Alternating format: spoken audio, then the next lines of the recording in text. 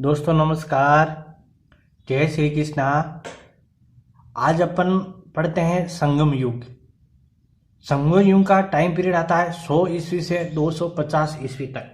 100 से 250 ईस्वी तक संगम युग आता है। संगम का अर्थ होता है तमिल कवियों का समूह। तमिल कवि थे उनका जो सम्मेलन हुआ था उसको अपन कहते हैं संगम।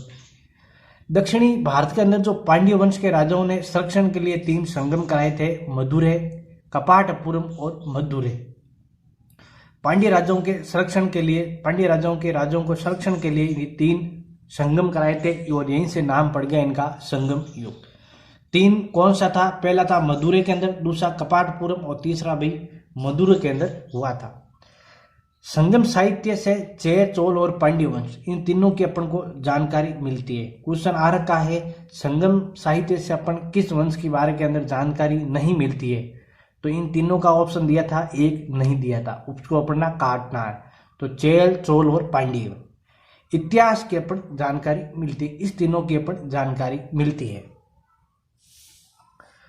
फिर आता है सर्वाधिक जानकारी। अपन को अगर पूछ ले संगम युग के अंदर किसकी जानकारी मिलती है सर्वाधिक, तो अपन चेर वंश की सर्वाधिक जानकारी मिलती है। तीनों की मिलती है लेकिन सर्वाधिक पूछ ले अपन को चेर की वंश की मिलती है। फिर बात आती है संगम कालीन ये 3 संगम हुए थे, मदुरै, कपाटपुरम और मदुरै। इनकी अध्यक्षता भी अलग अलग लोगों ने की थी, अलग अलग विद्वानों ने की थी। तो प्रथम मदुरै की अध्यक्षता किसने की? तो अगस्त्य ने किए थे। ये थोड़ा आप लिख लेना, अगस्त्य।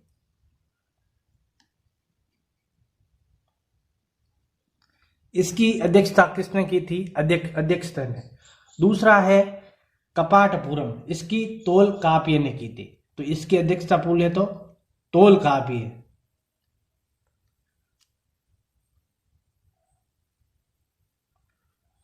तोलकाप्य ने इसके। और जो मदुरै है इसकी अध्यक्षता की थी नकीर ने।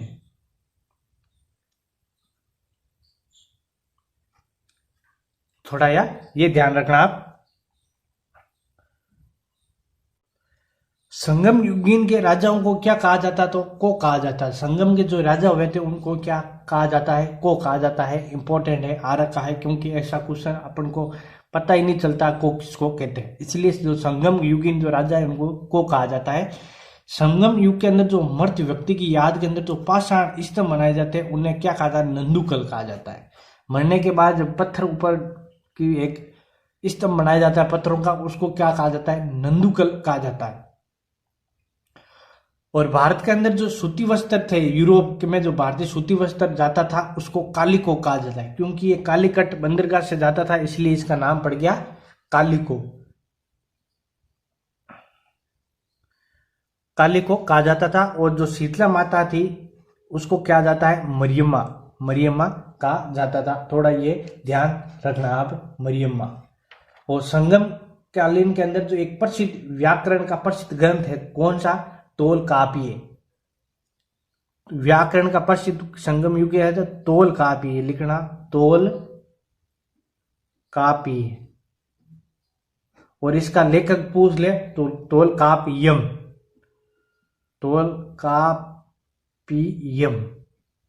ये इसका लेखक है, ये तो है बुक और ये इसका है लेखक। तोलकाप्यम ये है लेखक, तोलकाप्य का तोलकाप्यम। ये तमिल व्याकरण का प्रसिद्ध ग्रंथ है। तमिल व्याकरण का प्रसिद्ध ग्रंथ पूछ ले तो कौन? तोलकाप्य। और इसका लेखक पूछ ले तो तोलकाप्यम।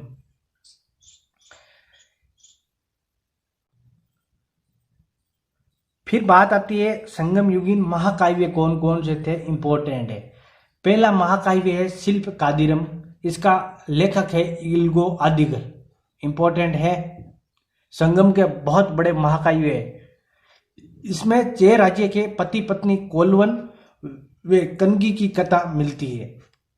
पति और पत्नी थे कोलवन, इनकी कथा मिलती है किसके अंदर? कपिल शिल्प कादिरम ग्रंथ का इल्गो आदिगर, ये तो इसका लेखक है। और इसकी ग्रंथ पूछ ले शिल्प कादिरम। दूसरा ग्रंथ है अपने मणिमेखले। दूसरा ग्रंथ है मणिमेखले और इसका लेखक है शीतले सतनार। इंपॉर्टेंट है, थोड़ा ध्यान रखना। इसमें क्या है, इसमें कोलवन और उसकी प्रेमिका माधवी का उत्पन्न एक पुत्री हुई थी उसकी मणिमेखले, और इसी के नाम से पढ़ा था इसकी लेख पुस्तक का नाम। बहुत ही इंपॉर्टेंट है, यहाँ का बहुत बड़ा महाकाव्य है ये, और इसकी पुत्री थी मणिमेखले, उसकी कथा इसको अपन मिलती है। और अंतिम है इसका जीवक चिंतामणि, जीवक चिंतामणि, और इसकी रचना पूछ ले तो कौन, जैन तिरुक देवर ने की इसकी रचना की थी। जीवक चिंतामणि की जैन तिरुक देवर ने इसकी रचना की गई थी। इसके बाद आता है संगम युगीन के प्रमुख शासक कौन थे। ये तो अपने संगम कालीन महाकाव्य पढ़े थे। इसके बाद अपन आता है संगम युग के प्रमुख शासक। तो सर्वाधिक ये अपने दक्षिणी भारत के अंदर जो पढ़ेंगे उसके अंदर डीप के अंदर पढ़ेंगे। इसके अंदर आपको थोड़ा सा मैं आपको ये ज्ञान दे देता हूँ। चेर वंश हुआ था केरल के अंदर, चेर वंश का उदय हुआ था केरल के अंदर, और इसका प्रतीक चिन्ह है धनुष। चेर वंश हुआ था केरल।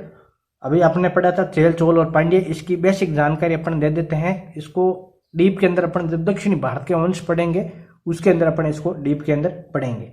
चेर वंश का उदय हुआ था केरल के अंदर और प्रतीक चिन्ह इसका धनुष। इस चेर वंश के अंदर अपन को एक जानकारी मिलती है कि इस वंश का एक राजा था उदयन जेरल। इसने महाभारत के अंदर जो युद्ध से लड़े हुए थे, योद्धा लड़े थे, उनको भरपेट भोजन कराया था। तो ये इंपॉर्टेंट है। इस वंश का राजा कौन हुआ, उदयन जेरल, और इसने क्या किया, महाभारत के अंदर जो योद्धा लड़े थे उनको भरपेट भोजन कराया था। और चेर वंश का प्रमुख शासक पूछ ले, सेन घटुवन, घटुवन इंपॉर्टेंट है, बहुत मोस्ट इंपॉर्टेंट है। चेर वंश का प्रमुख शासक हुआ था, और इसका उपनाम क्वेश्चन आ जाता है, क्वेश्चन आ रखा है, लाल चेर कहा जाता है इसको। क्वेश्चन ये, चेर वंश के किस शासक को लाल चेर कहा जाता है, सेन घटुवन को लाल चेर कहा जाता है। इस वंश के इसी वंश के समय क्या हुआ, जो कनकी के सम्मान के अंदर पत्नी पूजा प्रारंभ हुई थी। पत्नी पूजा किस वंश के समय प्रारंभ हुई, तो चेर वंश के समय प्रारंभ हुई थी। और इसी कनकी को अपन कहते हैं दक्षिणी भारत की सतीत्व की देवी कहा जाता है। दक्षिणी भारत की सतीत्व की देवी किसको कहा जाता है, इस कनकी को, जो किसके समय पत्नी पूजा प्रारंभ हुई थी, इसी कनकी के सम्मान के अंदर ही हुई थी चेर वंश के टाइम। और इसको दक्षिणी भारत के अंदर सतीत्व की देवी कहा जाता है। मोस्ट इंपॉर्टेंट है, दक्षिणी भारत की सतीत्व की देवी किसको कहा जाता है, कनकी को कहा जाता है।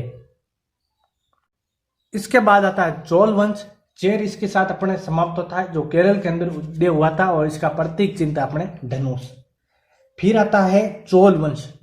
चोल कहां पर उदय हुआ था, चोल हुआ था तंजौर, और तंजौर कहां है, तमिलनाडु के अंदर तंजौर है, और इसका प्रतीक चिन्ह था बाघ।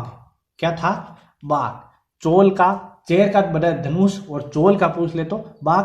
संगम युग में चोलों का प्रसिद्ध शासक हुआ था कारिकाल, इंपॉर्टेंट है, उसका भी बता दिया मैंने। इंपॉर्टेंट जो शासक हुए थे इनको अपन उसको बताया था लाल चेर, सैनगटूर, और चोल वंश का कारिकाल हुआ था प्रसिद्ध शासक।